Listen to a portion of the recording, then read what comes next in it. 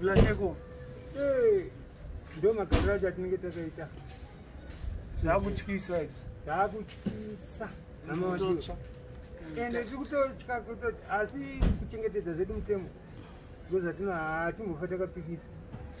COVID iriko. Ichidziwa. Musanyeperane madhodha, musanyeperane. Zvinhu zvese zviriko.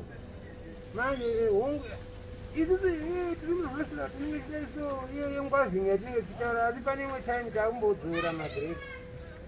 Because unozotadza kungwavha. Waneta ndiro. Ikura vanhu especially vanhu vakuru ava. Yauraya manje yakupinda mumageto saka tongokurudzira munhu wese agara ane maski. Usapfeke maski zvekutya mapurisa. Pfeka maski zvekudziviridza mumwe munhu kuti asabate COVID. Iwewo usabate COVID. Chokwadi. Mazvinzwisa? Ndo chokwadi. Hazvina basa kuti kunyika kupi, unogara kupi, kumusha kana mugeto, pfeka maski yako. Because COVID iri kuti kana mumvura iri kuteera. Sanitization kuti inodiwa. Aiwa, sanitization izvo zvinozopera asi maski kana ukadaiso kana iyo ati anonzi asingagezwe unongokanyikawo musesi kochena. Gara nato 2 3 because upenyu hwacho ndewako hautengeswi. Ini ndatopfeka nyowani but ndine kangwa kacha. Ndine imwe ndinofamba nawo ndinofunga ndasiya. Roti tine mamwe mapepa atapuwa aya malifulets aya. Atiri kufamba tichita se ndezvinobatsira zvese izvo population services.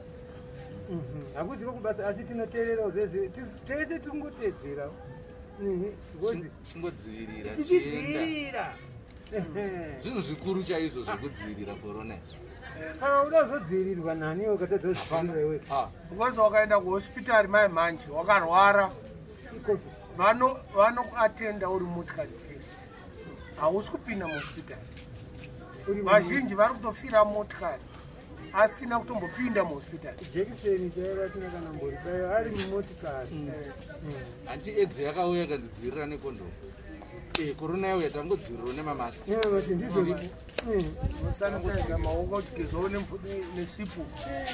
Kana usina sanitization chaiyo nogeza unesipo maoko ako. Kana dota ungazomboshaya dota moto hwakawandisei ungotofamba ukaone kachikweshe kako kanenge kane dota.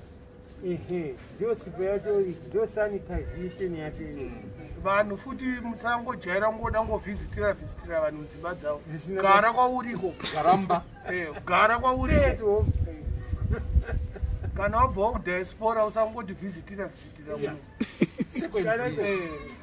uku kuningi chakanyanyokanganisa kazhinji kacho inini kafungira kangu vakavhurwa mafloodgates kuti vanhu vapinde muno South Africa. Ihotspot right now. Saka pakaipa vanhu vakuya nemafake COVID test ari kuitwa mudzimba. Saka kana auya kunoko aringouya ubva ngotanga kuenda kwese kwese. Saka kuti titreke manje hurumende kuti itreke kuti aka-expose vanhu COVID zvakunetsa. Vazvinzwisisa? Because kana une fake COVID test haina kuappruvwa negovernment, haina kupuruvwa nedoctor, haisi tested.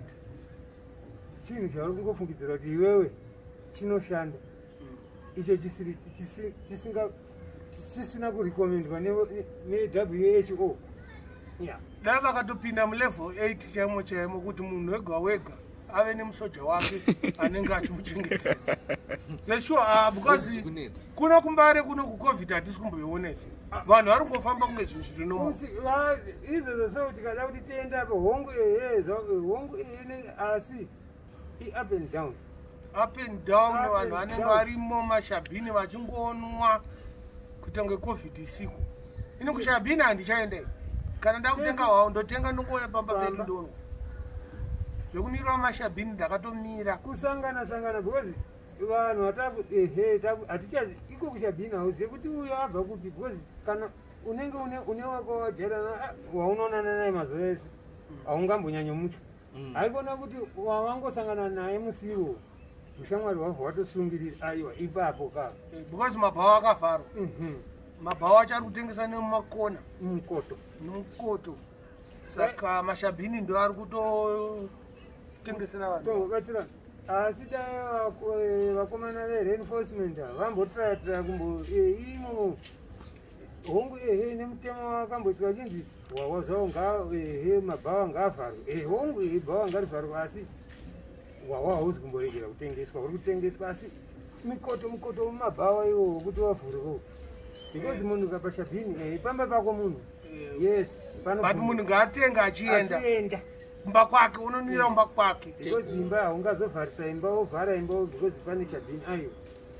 because vari kutsvagawo kana yosmeri yacho zvainenge yakuita mumba imomo unonhuwa wega especially pachitambwa bhora iroro rekuengland iroro mumba munenge muina akaita kuzara vanhu kana 20 kana 30 iri bata wabata munhu wese ari ngovhura mukanwa ari kufema toilet ndisarongoita zvavanoda ukatsiura unenge wakuita fanga wakutuka munhu saka kuonesana asi 6 to 6 zvairit but ngatitiraye kubata kuti munhu aitewo zvinhu zvakanaka pakuzvibata utano hwake handiti ka munhu ngaaedze nepanogona kufamba akaita sei akadzivirira korona pamuromo nepamhino because tine vamwe vane mazino akaboka vaivai vanenge achikosora vari kutisvipira please semamaski inini ndiri mumwe wacho asina zvino